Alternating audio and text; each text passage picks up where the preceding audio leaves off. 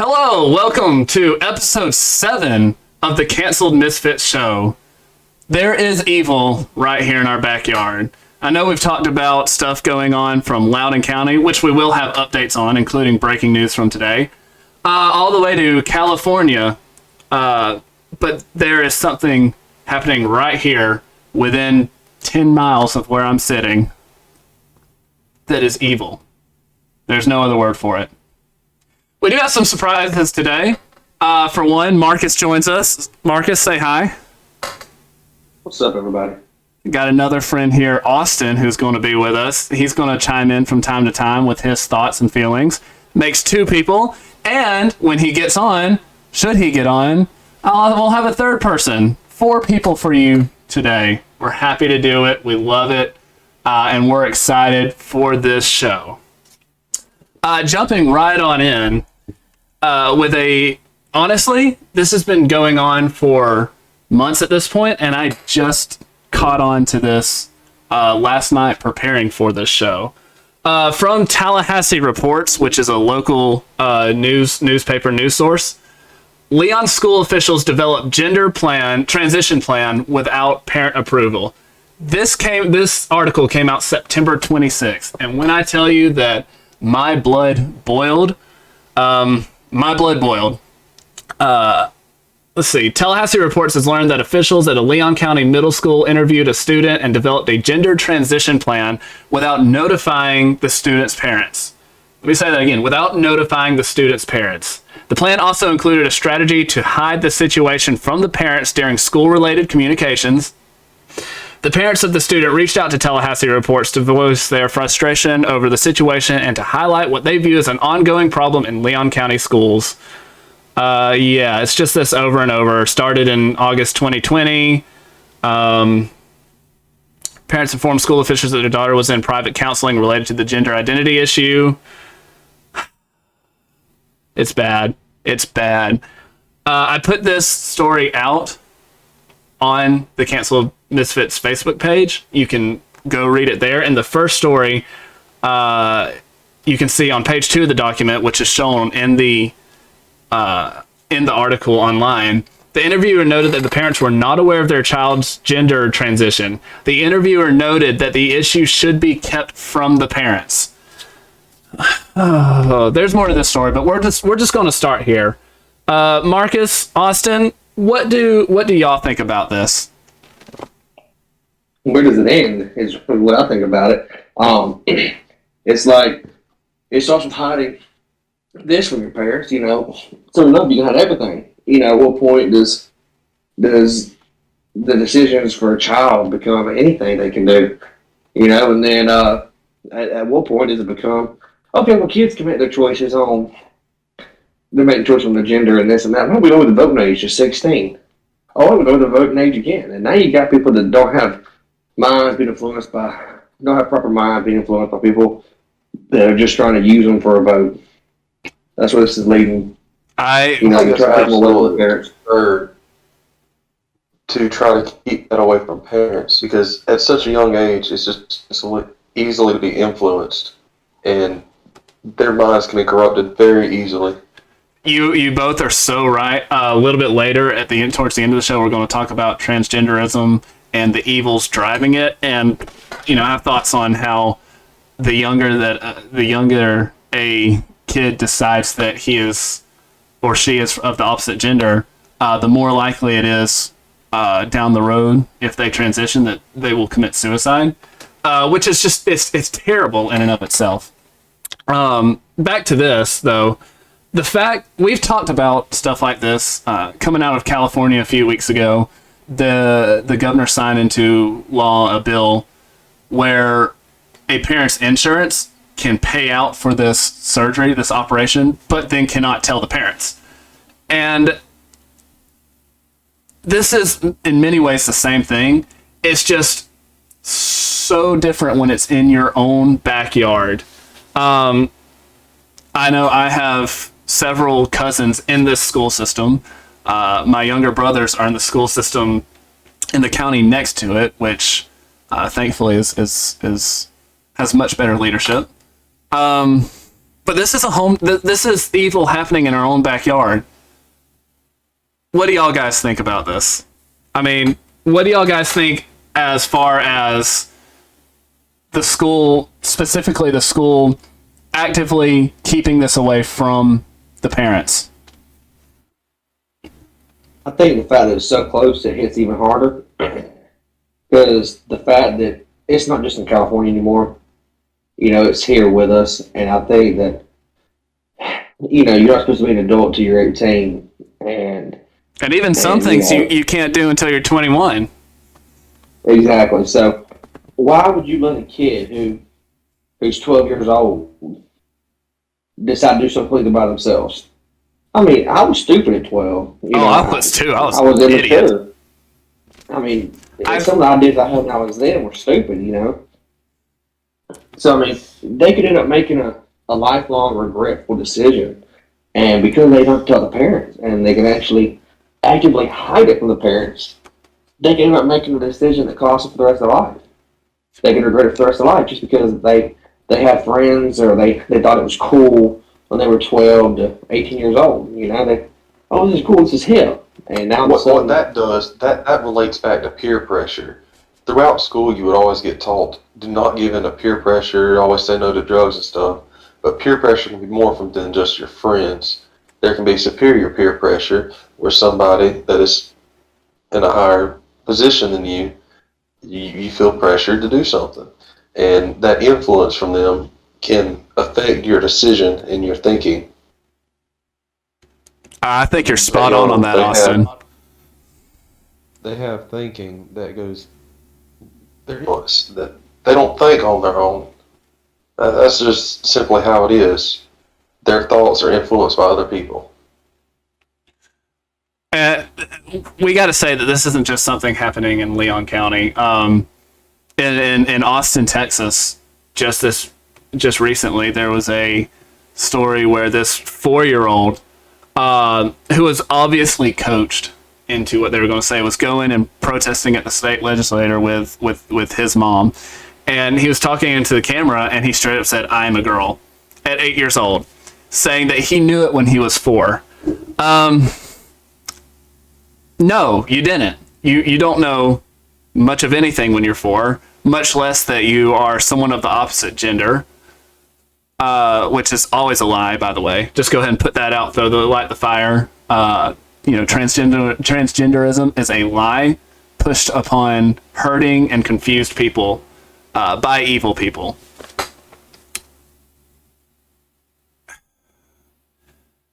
As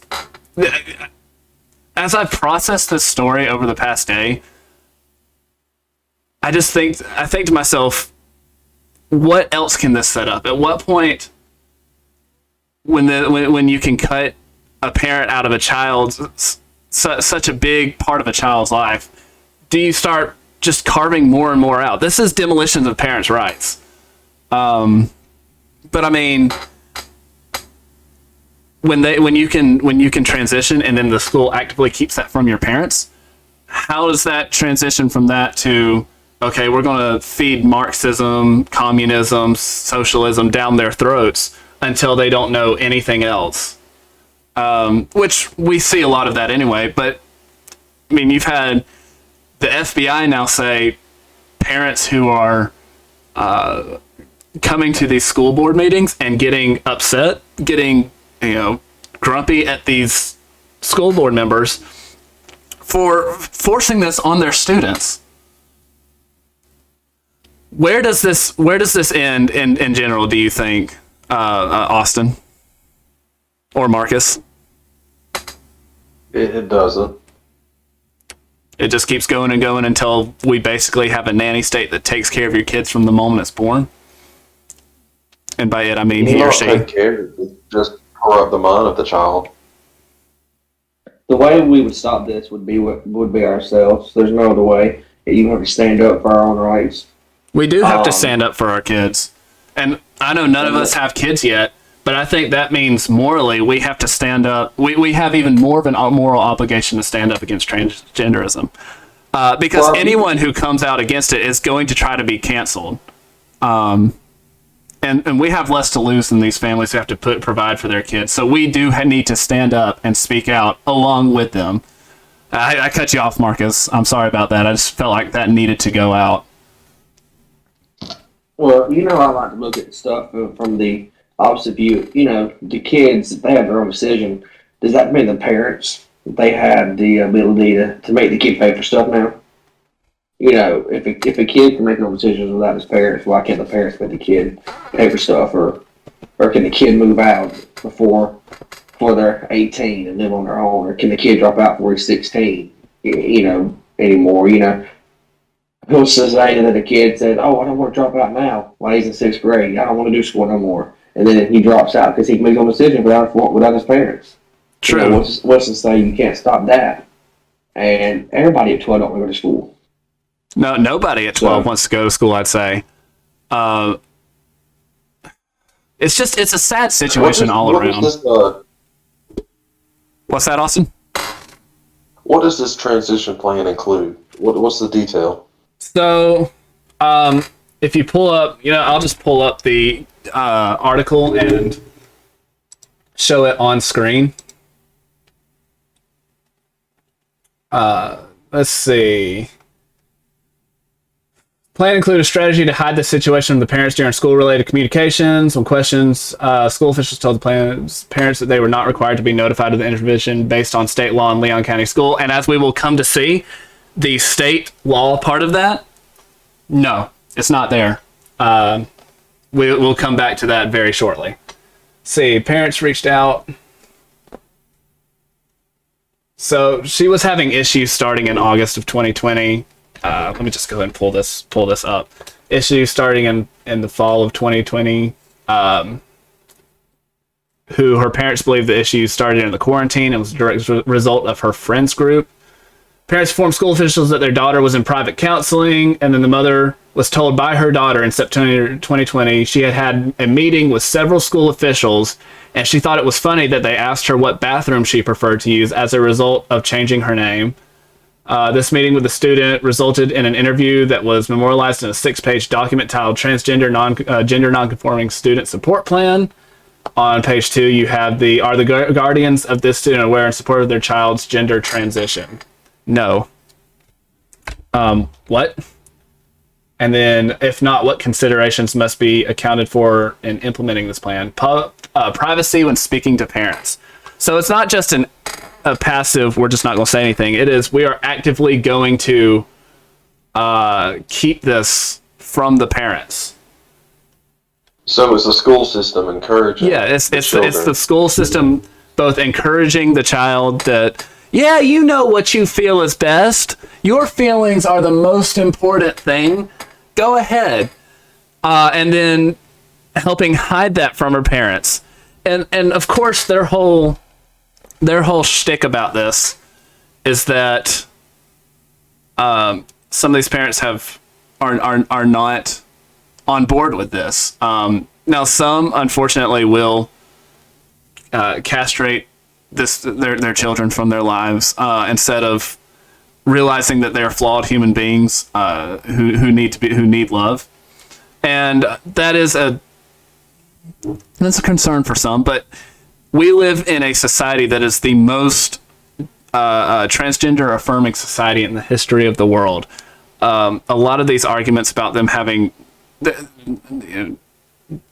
not being able to go out as a transgender, it doesn't hold up in my opinion. What about you, y'all? I don't want to just monopolize this whole conversation. Hey guys, what you doing? And that appears that Lee has joined into the show. Lee, you got an answer to that question? You know what? I'm gonna play the fifth. I don't think my opinions need to be heard. So, totally a joke. Satire kind of stuff. I gotcha. Marcus, do you have any thoughts on this? Yeah, hold up. You just. Yes, I'm blowing right over you for being late. Okay, fair enough. What's the question again? But I know. By the whole transgender thing, they not to plead the guilty card or the old me card, but in reality, not just in transgenderism or feminism and, all the stuff that a lot of liberals go for.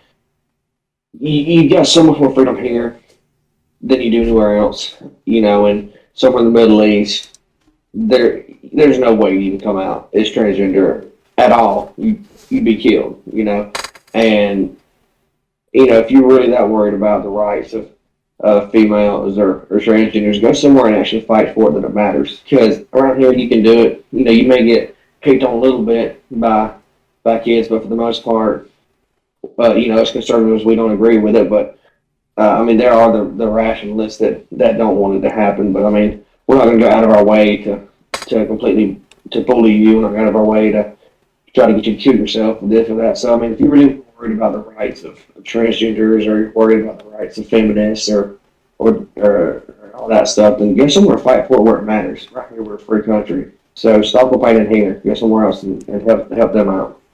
It feels like one of those things that if the coin was on the other side, and this was, Loudoun County School Board decided to.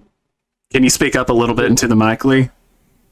Okay, yeah. Can you hear me better? Yep, that's much better. I can talk a little bit louder. I was just trying to be a little bit more quiet, but you're good. So what I was saying is, if this story was on the other side of the coin, where it was Loudoun County School Board decided that they're going to pull kids aside and teach them about religion, any religion, and not tell the parents, with their. It's one of those things that's like, so it's acceptable to let the LGBTQ people, well, I would as say, a kid, make a decision that, we're going to let them be as free as we want, and we're going to let them transition and all this other stuff, and not tell the parents. But, on the other side of the coin, if they did that for literally any other reason, there'd be, which there's parents getting involved, of course, with this whole situation. But at the same time, it's like, when do you start drawing that line and stop giving extra privileges just because the school board wants to, almost? I agree, because it's what they agree with politically. I hate to cut into it, but we need to keep moving forward with another story that comes in this same. It's actually from the same story. It's an October 19th article from Tallahassee Reports, the same people who reported it. Saying family files federal lawsuit against Loudoun County School Board over gender policy. So it's good to see that these parents are fighting out. I think they should not be alone for fighting against this and speaking out. For sure. Like I said, this is, if you look at the posts I made to our Facebook page, this is a fight for the heart and soul of this generation, of our kids. This is literally not only fighting for their future, as we as humans believe they have is a future, but as Christians, this is a fight for their eternal future. So whether you're just a secularist who only believes that this life is all there is, we're going to put forth what I believe is some pretty compelling evidence towards the end of the episode about why these kids should not be pushed into transitioning, just from a secular side. But from a Christian side, the rest of their future of eternity could depend on this. And as I get out of this, let me read through this this part of the story real quickly, and then I'll talk about it. On Monday, October 18th, the Child and Parental Rights Campaign, Inc. filed a lawsuit in the Federal District Court for the Northern District of Florida on behalf of Mr. and Mrs. I'm going to leave their name out of it, just because I haven't talked to them, even though they did put it in the newspaper. You can go see it for yourself. The defense also includes Superintendent Rocky Hanna and Dr. Kathleen Rogers. The suit alleges that LCSB ignored the parental rights, which they did, related to their daughter's gender confusion by concealing from them actions taken by school officials. The lawsuit was filed after the parents made repeated requests to the Loudoun County School District for the legal justification for the district's actions. However, no such legal authority was ever provided. The conflict began, we've been through that, explaining to the teachers daughter would be allowed to adopt a new nickname at school if she desired. So the parents aren't totally 100% have clean hands over this. They still encouraged her to, maybe try out a new nickname. So, you know, they did instead of stopping it short where they could have and stop this whole short-circuited this whole cycle, they in some ways let it go. I know that's not going to be a popular opinion, but they did. Let's see. Several weeks later, the parents discovered by the... Say what? Can I butt in real quick? Absolutely, go for it. Well, with that, it's not just a point of them not cutting that off completely. I see that as a coping mechanism for kids now. Is saying, hey, I'm gay, I'm transgender, something like that. It turns into a coping mechanism. And if a parent just shuts that completely off them, children say, hey, no, you're not. That's not my house. They're going to push these children away more and more. When really, the way I see it is, you shouldn't be completely in agreement with it, but you should support the kid and help them through it, and not push them away. That way, they have guidance to get back on the right path in their life. So, Austin, we're actually going to talk about this towards the end of it under the morality section, but I love it. I really do. Keep those arguments in hand, because I disagree with you, and I want to have this conversation for sure. Will do. Yeah. We love drama. Yeah. Drama is what makes it interesting. All right, let me finish this real quickly. Several weeks later, the parents discovered by the admission from their daughter that several school staff members met with her to note such thing as what bathroom she wanted to use and what sex she wanted to room with on overnight trips. During these actions by school officials, neither her parents had received any communication from the school regarding a meeting. After the parents received a copy of the LCS lesbian, gay, bisexual, transgender, gender nonconforming, and questioning support guide. Wow, that's a mouthful. During a meeting with school officials, they were alarmed by its contents. One such thing is a question and answer in the facts part of the frequently asked questions part of the guide. A student has exhibited behavior, the question is, the student has exhibited behavior in schools leading administrators or teachers to believe that the student is LGBTQ plus INOPORCT. Extra ones added by me. Should the parents or legal guardians be notified? And the answer is no. Outing a student, especially to parents, can be very dangerous to the student's health and well-being. Some students are not able to be out at home because their parents are unaccepting.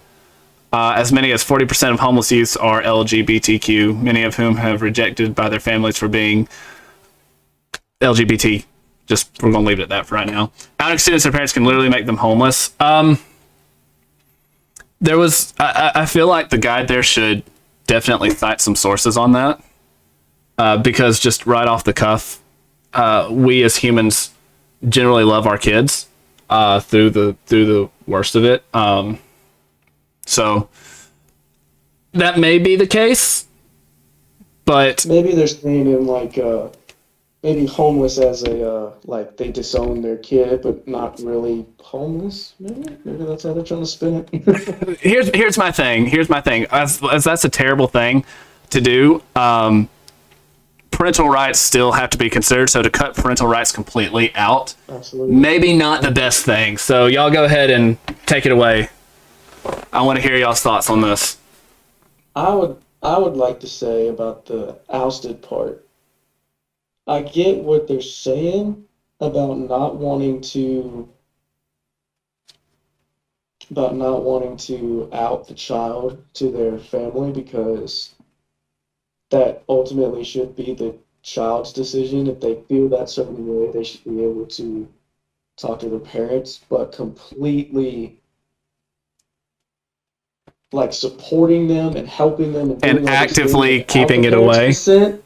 Yeah, I get keeping it away, but making it to where the parents aren't involved at all in the process is okay, that's not cool. And here's my thing on it. They do not control. They should not have full say on the trajectory of their students' lives. That is for the parents to raise them. We're going to keep moving on. I know I didn't ask you, Marcus, or you, Austin. That's because we've hit almost half our runtime, and we need to keep going. That being said, if you are opposed to this is at home. This is local. Loudoun County School Board meets the fourth Tuesday of every month at 6 o'clock. I'm sure they would love to hear what you have to say on this. Who knows? I may be there one of those days. All right, continuing on. Loudoun County. You've heard us talk about that a lot. I'm sure if you turned on the news, you've heard a lot coming out of there. It's not a good place to be. So a couple of stories coming out of there. One which was breaking today. Loudoun County School Board was informed of alleged sexual assault the day it happened. This is from the Daily Wire, which originally broke the story of what was going over there. The entire Loudoun County School Board was informed of an alleged sexual assault in a high school bathroom the day it occurred, according to new reporting from local news outlet WTOP, which is a radio station out of Washington, D.C. WTOP obtained an email written by Scott Ziegler, the superintendent of the Virginia School District, at 4:09 p.m. May 28th. It's very important. That's the day that Scott... Oh, what's his name? Scott Smith's daughter was allegedly brutally raped in a bathroom. It said, "Good afternoon, school board members. The purpose of this email is to provide you with information regarding an incident that occurred at Stonebridge High School. This afternoon, a female student alleged that a male student sexually assaulted her in the restroom. The LCSO, the sheriff's office, is investigating the matter. Secondary to the assault investigation, the female student's parents responded to the school and caused a disruption by using threatening and profane language that was overheard by staff and students. Additional law enforcement units responded to the school to assist with the parent. The school's counseling team is providing services." Okay. And before we go to that, before we continue on, I just want to say that even back then, he knew this was going to be a story. This was going to be big, and he tried to cover it up even back then. Same article I used a few weeks ago when first talking about this. On May 28th, Stonebridge High School called Smith to come to the school, where they told him that his 15-year-old daughter had just physically assaulted in the bathroom. So the big thing here is that he says the Loudoun County Sheriff's Office is investigating the matter. That's the big thing I pulled from that real quickly. But here, Smith said that there was no deputies there, and that school said it was handling the incident in-house. And I'm not sure where the mix-up occurred, but it seems like they lied in the email to the school board members about law enforcement already being kept in because they wanted to suppress this. What do y'all think? You think it was just a mix-up, or do you think he, as superintendent, intentionally tried to suppress this story from the beginning?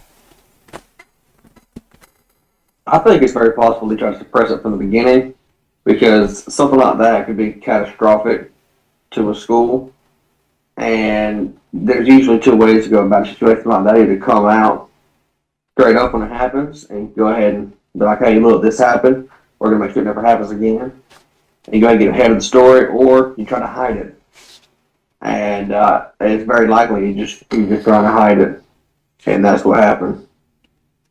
Lee, you got anything to say? No, I totally agree. I feel like it was one of them sweep under the rugs, hush hush kind of things. Austin, are we all in agreement? It blew up. Yeah, I think we're all in agreement. All right. So the big thing is 3 weeks later at the June 22nd board meeting focused on a transgender. This is how he tries to explain it away, by the way. Board meeting focused on transgender policy that affects bathrooms. School board member Beth Bartz asked if there were sexual assaults in the bathroom regularly, and Ziegler responded that he didn't have record of any occurring. I want to say something. The absolute, I don't know to call it confidence, the absolute, I don't even know what to call it. The gall to knowingly know that you got this email. This email was sent, and then to in turn ask them if anything has happened. The person who sent you the email, I assume an attempt to cover the whole thing up. That's wow. Beth Barks asked if there's any sexual assaults in the bathrooms regularly, and Ziegler responded that he didn't have record of any occurring. Bartz knows that Ziegler's comment failed to reflect a 2018 locker room assault. Daily Wire reported this month that the suspect had been transferred to another school where he allegedly sexually assaulted another girl in a classroom, which we'll have more on this in just a second. Ziegler remarked that he acknowledged it was a misleading remark, apologized for what he acknowledged was a misleading remark, claiming he thought the question was whether there had been any bathroom assaults involving transgender students. That apology only raised more questions since the May assailant was allegedly wearing a skirt, since Bart's follow-up question had made it clear in the moment that the question was not limited to transgender incidents. Yeah, they tried to hide a brutal rape. Like, we've been pounding on this for weeks, And this is evil. It's evil, and it's here, and it's in California, and I guarantee you, there's stuff all across America where they are not getting taught. I want to say that not every school board member, school superintendent is bad, but holy crap. Guys, take it away before I just launch into another monologue. I feel like it's more of an indoctrination thing than it is an actual, like, personal belief, you know? Where they're just like, you know what? Orders are orders. You know, this is how we're going to do things. If we need to sweep it under the rug, let's sweep it under the rug, whether it's right or wrong. Just keep continuing on, you know? So you're attributing it to the moral decay and decay of courage in the country? Oh, most definitely. Most definitely. Austin, what do you think? To be honest with you, I really don't know. Okay. I'm still processing it. Biting commentary there. It's still all processing. It's still all it's such a you see these things happening, and it really does blow your mind. It takes a while after reading this and reflecting on it to really be able to comprehend just how bad it is. Right. Marcus, did you have that kind of time where you just had to sit and think about this and go like, wow, this is terrible? And like, what do you think? What I think is the liberals, they like to try to sweep everything under the rug, and what gets me is they do that. But if We'll come back to you, Lee. It, like Lee said earlier, if you flip the script, it was something.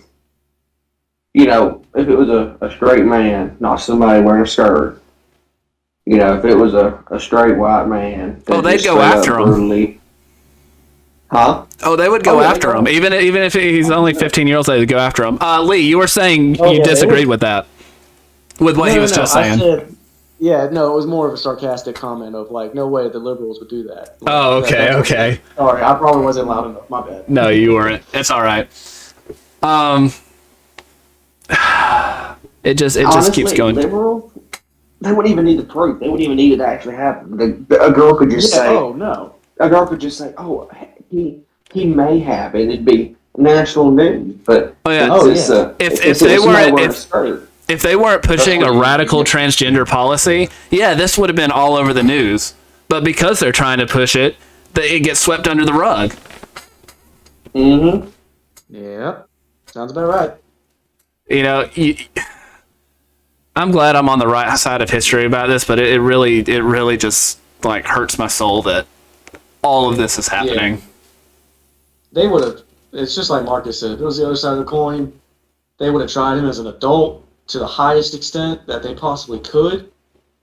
But because it involves something that they back, you know, we can't be equal and fair. We got to make sure that we protect our views and protect our way of thinking to make it like we can't make a mistake where they're going to come after us. You know, we're on that part of the division where it's like neither side can make a mistake, or it's just going to be blown up and out of proportion. Just like the justice. We live on a knife edge. You know? Oh, absolutely.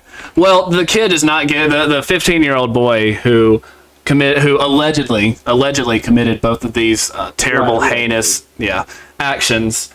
Actually, this broke earlier today. I saw it about an hour before we went on air and put it in.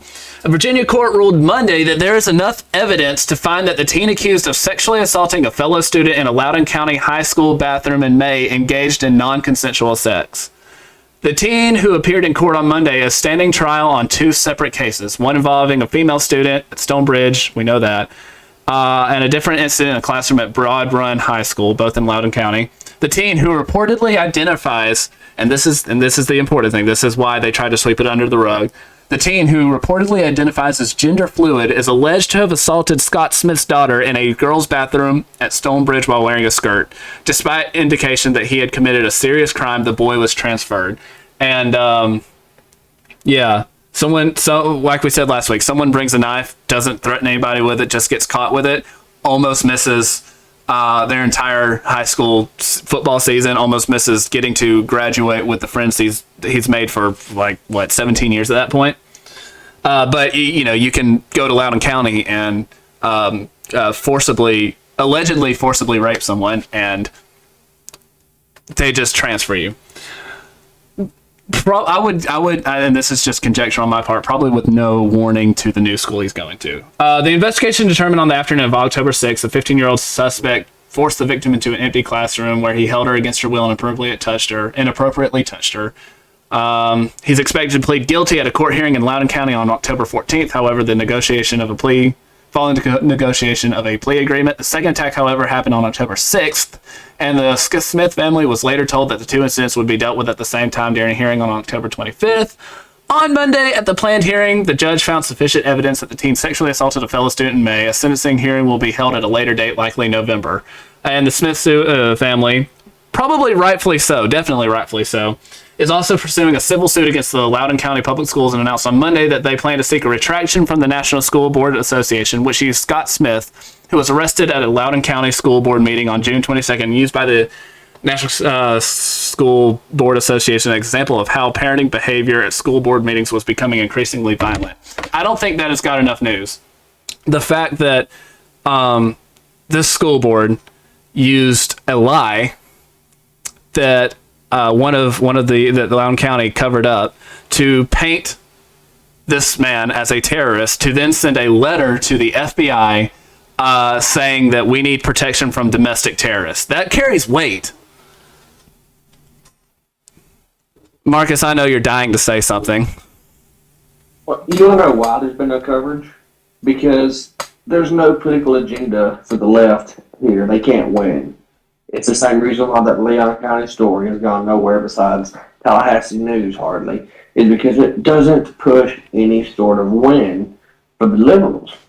They can't push straight white man, conservatives right. They can't do that. They can't push racism or any of that because it's their own people doing it. So it's not getting the news because it's them. And the news is contorted to where it's so biased that even though this is a huge story, it's not getting news it deserves. So it's hard to look at this and not get super upset knowing that this should be a huge story, but it's not because it's happening with the liberal viewpoint. Oh, it's happening against the liberal narrative, right? Yeah, you know what I'm saying. But yeah, it's not helping the liberals out, and that's the reason why it's not. I agree. Hard. Austin, you were saying something? Yeah, it's crazy.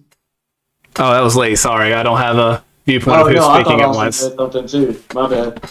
No, I believe it was just Lee. All right, go for it, Lee. Yeah, this is all right. Okay. I was just gonna say, with the stuff with the laundry people, or laundry, however you say their Loudoun, names, Loudoun County. Why did it matter so much? That happens all the time, where girls go missing and stuff like that. But for some reason, this got a lot of coverage because she was a social media star. Oh, you're talking about Brian Laundrie, okay. Yeah, Laundrie, yeah. I know it's gonna, but I'm just saying, like Marcus was saying, it doesn't fit the narrative. They're not celebrities; they're just ordinary people, and we don't care. That's pretty much how they feel, I don't know. I disagree with you on this because this directly goes against pushes against a very, very left-wing radical transgender policy that the school board in that county was trying to push and foster upon their students. So I think because it's... I absolutely agree with you. I don't think it's the inverse of why the Gabby Petito case got a lot of media attention and then why this didn't. I think it's because it was active attempt by the local school board to suppress this because they were trying to put that in. Continuing. That's what I'm saying, the highlighted, it didn't get highlighted like Marcus was saying because it's not something that they want to push and they don't necessarily care about local politics like this. Because it doesn't fit their narrative. It's not local, though. That's kind of what I was... honestly, though, this is not local. This is the ones who got caught. I said it last week about 17 times. This is the one who got caught. not every school board member, not every superintendent, not every member of a school is bad across America. But there's a lot of these people who are not getting caught. We have to continue moving forward. So this is we finally have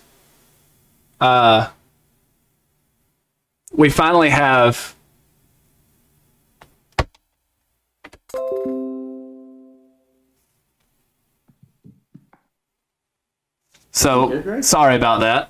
Okay. We've been streaming for so long that it kind of had to jump back in.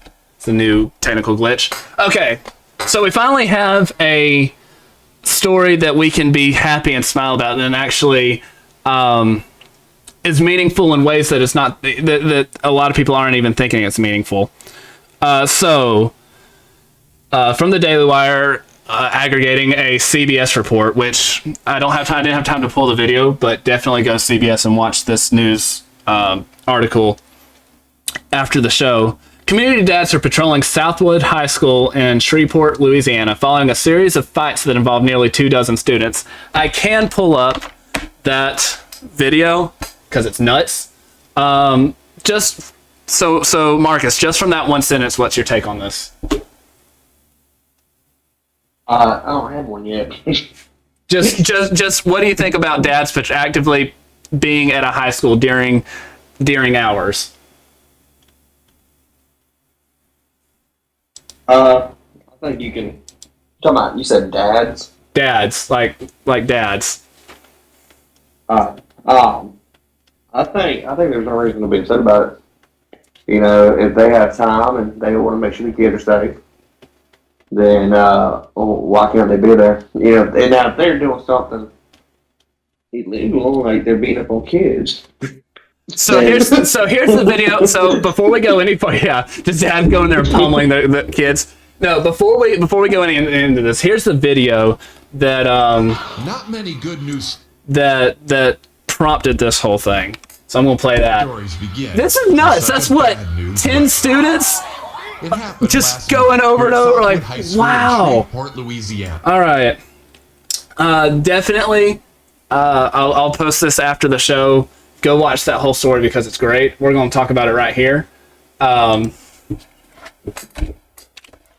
So, these dads, let's see, following series of fights. Last month, a video of several brawling Southwood students went viral on social media. More incidents over the next few days led to police arresting 23 students and charging them with disturbing the peace. One student was additionally charged with battery on an assistant principal. Wait a minute. Hold up. They're gonna charge these kids for fighting. Did you? I know you didn't see this video. But holy cow, it was nuts. Let me get through this real quickly. Over the past few weeks, I know. Trust me, I know. The Shreveport community, disturbed by the violence, has rallied around the school. As featured in by CBS News, a group of local fathers began patrolling the school to provide a tender yet firm presence. They formed Dads on Duty, a group of about 40 dads who take shifts spending time at the school in Shreveport, Louisiana, greeting students in the morning and helping maintain a positive environment for learning rather than fighting. The students say it's working and the numbers prove it. It's actually funny if you watch that thing. One girl says they give you the stare. You know the stare that dads have. There hasn't been a single incident on campus since the dad showed up. And what they're saying is, we're dads. Who decides the best people who can take care of our kids are who? Are us, explains Michael. I'm going to say that's Lafitte. I hope I said that his last name right. Who started Dads on Duty. The dad saw that not everybody has a father figure at home. One of the students said, I immediately felt a form of safety. One student told CBS, we stopped fighting. People started going to class. And they're hoping to take this both across Louisiana and across this country. I love this because this makes the point that we've been trying to make all episode long, which is parents, be involved in your school systems. Be involved with your schools. And be male figures for people who don't have them. This is wonderful, and I really hope we see more of it. What do you think? I think it's a beautiful thing. I think that's exactly what we could use in somewhere like Loudoun County. You know, have the parents be active even at the school. You know, and it can stop bullying. It can stop some of the confusion because to have somebody to talk to besides somebody that might be comfortable with. I mean, he'll start sometimes you don't feel comfortable talking to Mr. Johnny about what your problems are, but you may have a father figure who you see every day when you walk in, and you'd be like, I feel comfortable talking to him. I see him, and I think that could be a huge thing across the country. Well, if you watch the video, you see that they're joking with the kids. They're greeting them in the mornings, and it's making. I definitely think there needs to be some sort of vetting process, as required by law already, at least in the state of Florida. But once they pass out, this is wonderful. This is parents being there not only for their kids, but for the kids who need them the most, which is people without a father in the house. I mean, parents need a mother and a father. This is another evil that's pushed on us by the LGBTQIA, NTSB, whatever group, is that you don't need a mother and a father, but you do. And you can see in places where fatherhood, single motherhood is prevalent, you see this happening. And what happened when these fathers, these men stood up, said, I will be there for them, is that the fighting stopped. They feel safer. Austin, I think I heard you try to butt in there. Nope. Okay. Yeah, Yep. Sorry, I was muted and I started talking, but I unmute myself. But once you start letting parents come in and do stuff like that, you have to be careful, because you can't let certain ones in and not let others, and then you'll just have arguments between adults at that point. So there definitely needs to be some type of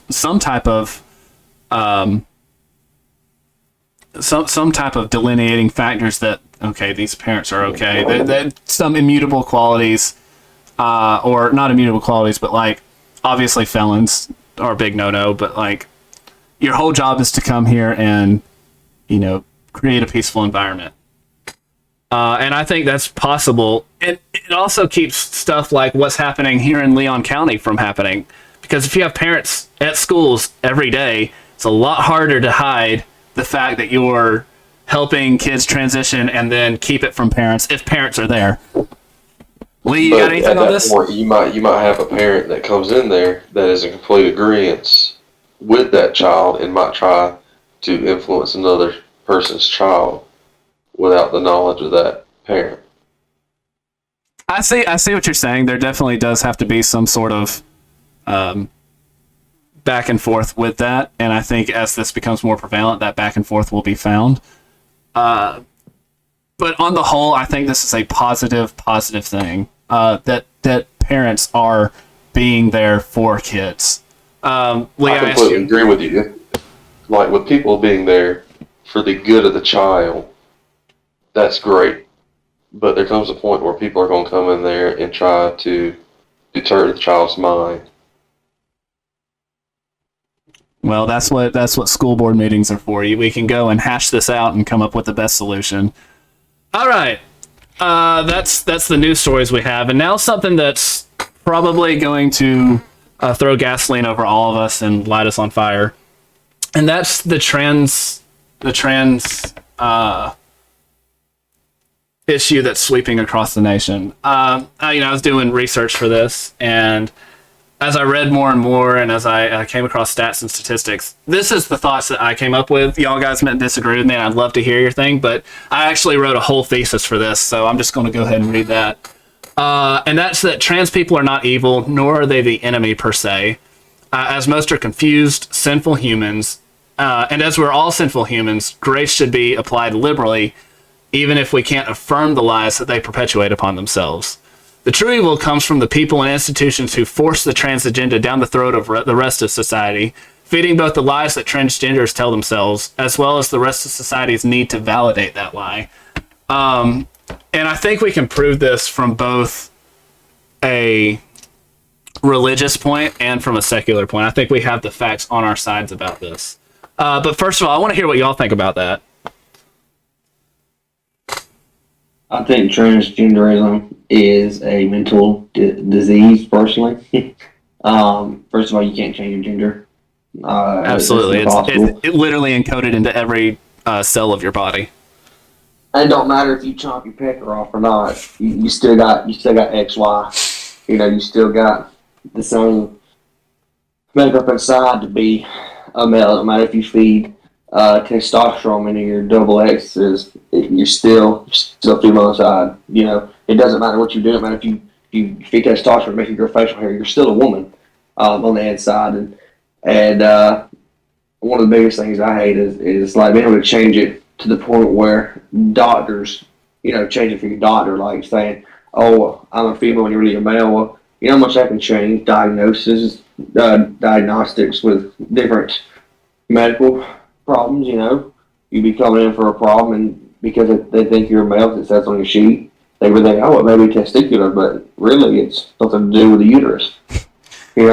That's actually one of my favorite quotes that comes out of this debate is someone saying you're female won't help you with your male pattern baldness, which I know is terrible, but it's kind of funny. Lee, you have anything, Austin? Austin, if you want to go ahead, you can. You grab at it. I'm still putting my thoughts together. I think I was just reading over. Let me pull it back up again just to make sure. I was reading over what you had just read just to make sure that we were kind of on the same page.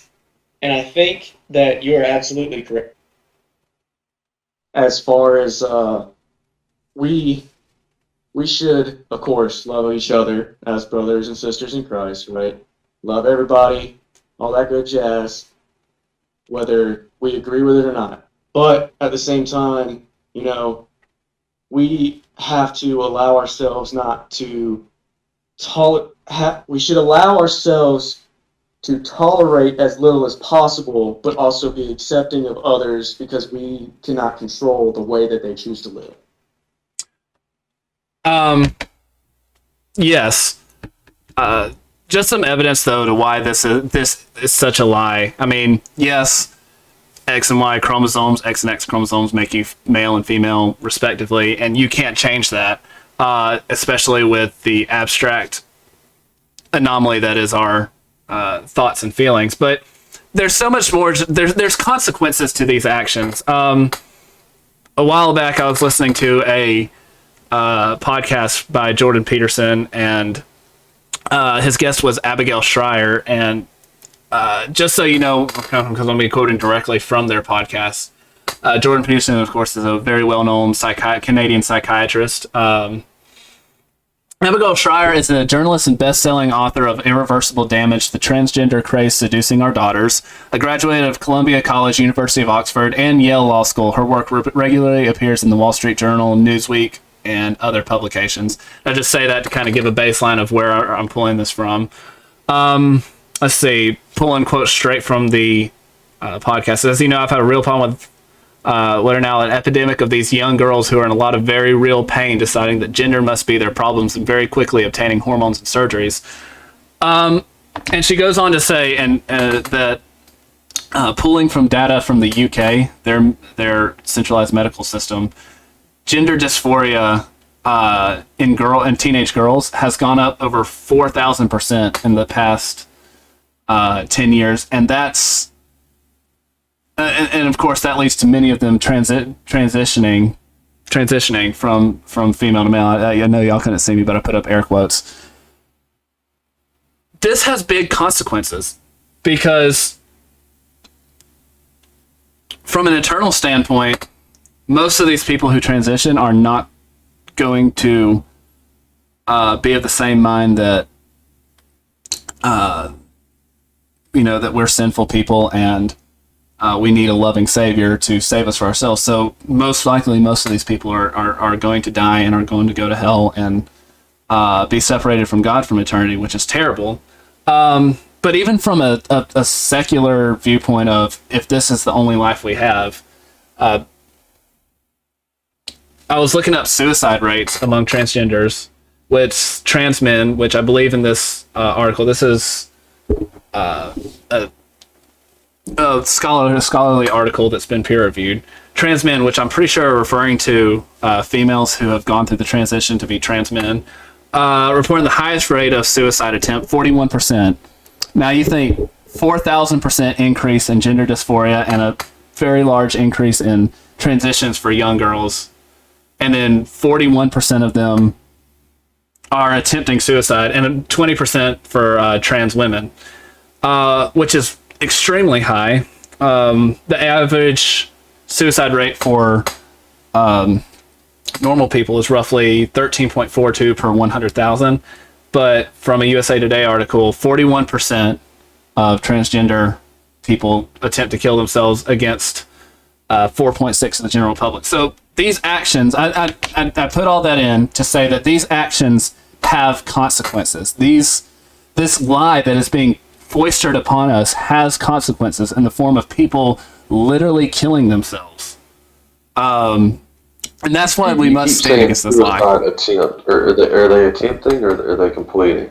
Well, a lot of these come from studies where they fill out questionnaires, and of course the dead people don't have questionnaires. Yeah.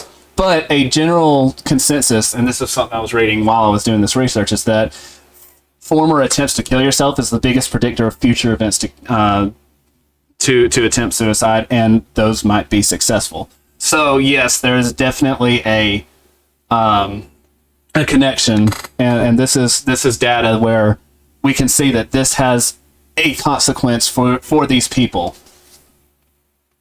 What Marcus? What's your thoughts on this?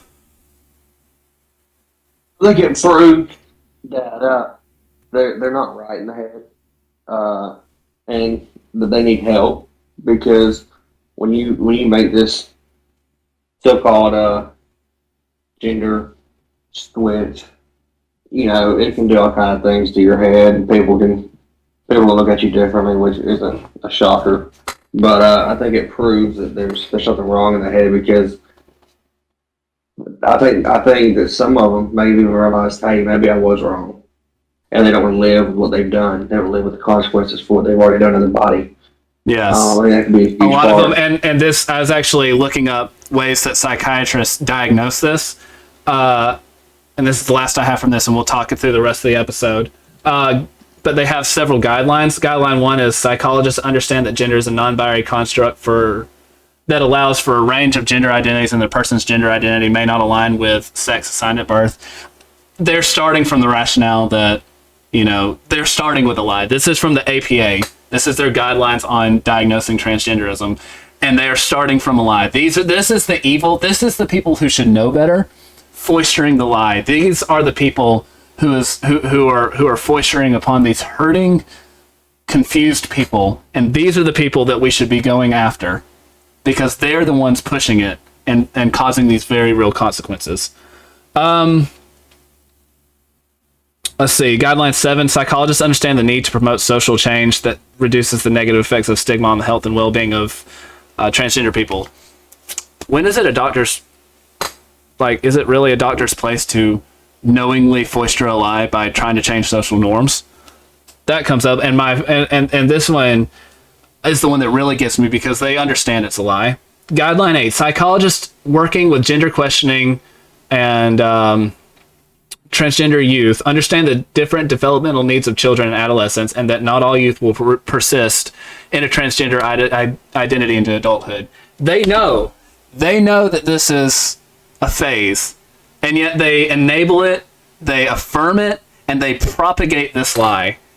And because of this, especially the younger you are, the more likely you are to attempt to kill yourself because of this. They are... Can you equate this with murder? What do you think? I don't think you can quite. You don't think you can quite equate it with murder? I don't think you can, because you're not forcing them to choose their gender or to change their gender. I'm not speaking legally. I'm speaking morally.